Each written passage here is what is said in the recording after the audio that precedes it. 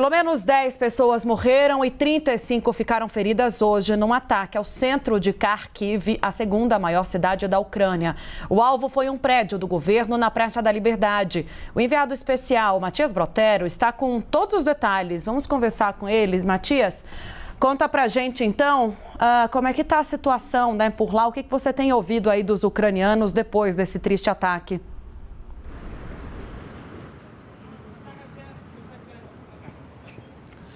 Tudo bom, Tainá? Os ucranianos que estão aqui em Varsóvia, na Polônia, ficaram muito impressionados com a atitude russa de lançar um míssil contra esse prédio da administração pública de Kharkiv, né? No qual, ao menos nesse ataque, ao menos 10 pessoas morreram e 35 ficaram feridas. Equipes do Corpo de Bombeiros, do resgate, até agora estão naquela região ajudando pessoas a saírem dos escombros, porque lá é um prédio com vários escritórios. Então, houve sim uma grande surpresa de que o míssil atingiu exatamente o prédio que fica na principal praça da cidade, um prédio que tinha pessoas ali dentro trabalhando. São imagens chocantes que mostram esse míssil atingindo em cheio o prédio, que inclusive tinha ali a bandeira ucraniana vestida na porta desse prédio, Tainá. Inclusive o Ministério das Relações Interiores escreveu nas redes sociais que a Rússia está travando uma guerra em violação do direito internacional humanitário, mata civis, destrói infraestrutura civil. O principal alvo da Rússia são grandes cidades que agora são atingidas por seus mísseis. Isso foi o que tuitou o Ministério do Interior. O presidente ucraniano Volodymyr Zelensky também falou sobre o que ele considerou um ato terrorista, né, por parte dos russos neste ataque à segunda maior cidade da Ucrânia. Lembrando que a primeira maior cidade, a capital, Kiev, está também numa situação cada vez mais tensa, uma vez que imagens mostram um comboio de quilômetros, né, do comboio do exército russo se aproximando ao centro da capital Kiev. Lá, as sirenes são ouvidas constantemente, as pessoas estão escondidas em bunkers, mas também tentando se preparar para um eventual conflito mais próximo no centro da capital ucraniana. Tainá, eu queria mostrar para vocês, né, até por causa da escalada desses eventos, o número de refugiados vem aumentando muito para países como a Polônia. A Polônia é o país que vem recebendo o maior número de refugiados. A ONU já fala, né, sobre essa ser a maior crise migratória dos últimos 100 anos. Na Europa, só aqui na Polônia, há uma estimativa de que 350 mil pessoas, refugiados da Ucrânia, vieram. E eu queria mostrar para vocês, aqui atrás de mim, há uma fila de ao menos 13 carros. Esses carros vermelhos são carros que compõem o Corpo de Bombeiros. Eu vou pedir licença para virar a câmera e mostrar para vocês com mais precisão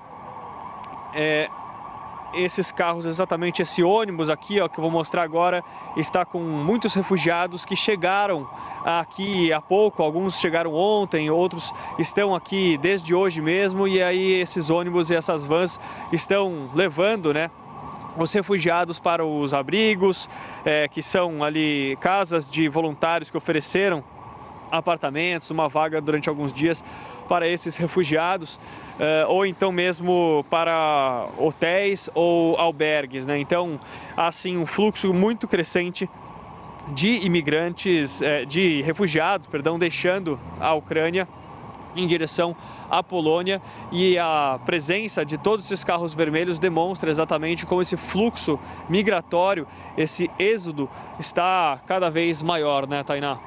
Ora, deixa eu só te fazer uma pergunta aqui em relação a esse assunto. O número ultrapassa, né, 500 mil de pessoas que estão saindo refugiadas da Ucrânia em direção a esses países fronteiriços, Matias. Agora, são pessoas que chegam aí, claro, né, com um pouco mais de tranquilidade por estarem fugindo da guerra, mas ainda assim, em meio a muitas incertezas. Você vinha falando, elas se hospedam em casas de pessoas que disponibilizam, né, para receber esses refugiados. O Airbnb também oferece estadia. Enfim, os países vizinhos vêm numa mobilização grande para receber essas pessoas, mas a incerteza toma conta da vida delas agora, porque não sabem quanto tempo vão ficar aí, do que vão depender, né, dos suprimentos que vão precisar, de como vão fazer para viverem nesses países.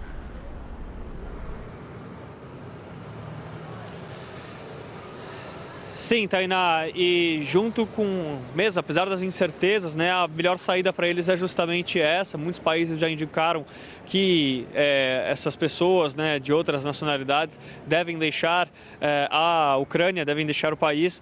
E aí essas pessoas, mesmo morando lá, eu entrevistava agora uma pessoa que não é ucraniana, mas morava lá havia bastante tempo porque é estudante e ele não sabe exatamente quando poderá voltar. Essa é a tônica que eu tenho conversado com todo mundo aqui, do que eu tenho ouvido, né, de que não há uma expectativa de que esse conflito acabe tão logo, né, apesar de, por exemplo, os ministros russos e ucranianos terem se reunido ontem próximo, na região lá da fronteira de Belarus, né?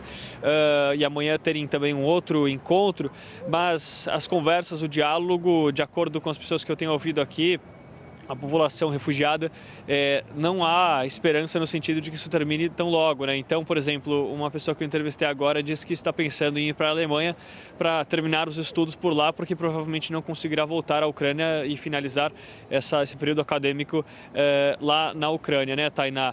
Enquanto isso, em meio a essas incertezas, o que a gente vê aqui é um reflexo, um fluxo migratório tão grande que são filas de carros tentando entrar na Polônia, filas ali de 20 quilômetros de carros tentando entrar na Polônia, gente que fica ali 60 horas, 3 dias num carro para conseguir atravessar para outro país.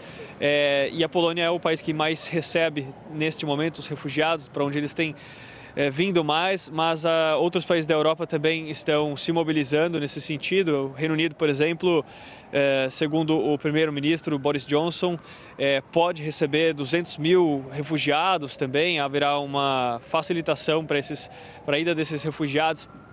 Então, sim, há uma mobilização grande na Europa para receber esses refugiados, mas também há uma sensação de que eles não sabem quando vão voltar para casa, Tainá, e inclusive tiveram que muitas vezes deixar os maridos, pais, até mães, às vezes avós, por uma questão de idade, não conseguiram sair do país. Lembrando que os trens, a tabela de trens segue bastante volátil, está mudando muito, né? A gente não sabe exatamente quando que um trem vai sair ou chegar, porque os horários mudam bastante também.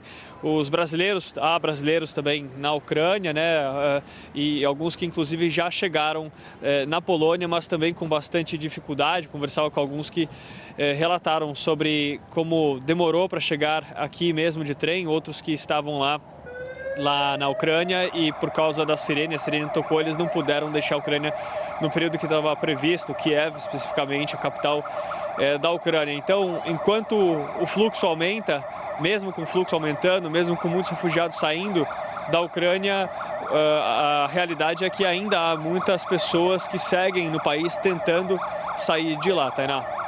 Matias Brotero, nosso enviado especial, obrigada. Ele fala direto da Polônia, está em Varsóvia, acompanhando a chegada dos refugiados. Daqui a pouco volta aqui no Visão.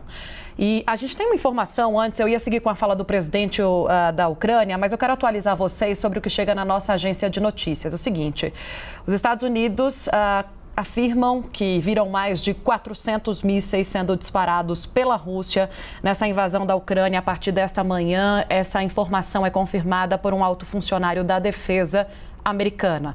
Os ucranianos ainda têm sistemas de defesa antimísseis aéreos que permanecem, abre aspas, viáveis, intactos e engajados, fecha aspas, diz esse funcionário. Ele também afirma que, embora a Rússia ainda não tenha alcançado a superioridade aérea, abre aspas novamente, há áreas em que eles têm mais controle do que outras, fecha aspas. A gente segue atualizando vocês sobre tudo o que acontece na guerra da Ucrânia a todo instante.